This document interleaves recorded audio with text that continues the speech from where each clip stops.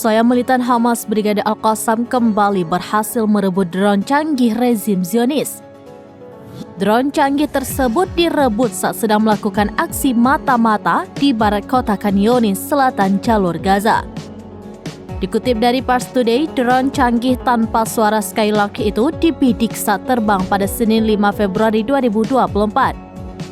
Drone Skylark adalah peralatan spionase militer Israel yang dipatok harga $50.000 Amerika dan berbobot antara 7 hingga 5 kg.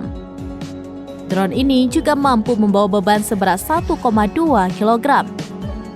Drone ini merupakan produk perusahaan Israel Elbit Systems dan didesain dengan teknologi canggih untuk melacak target-target bergerak dan statis dengan akurasi tinggi sehingga dapat memberikan dukungan yang memadai bagi angkatan darat.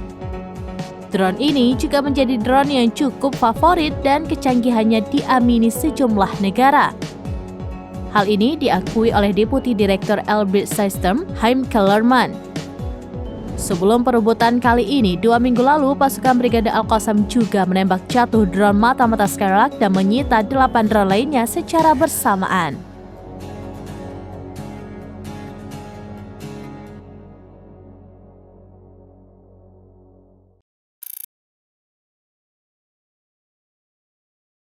Download Tribun X sekarang, menghadirkan lokal menjadi Indonesia.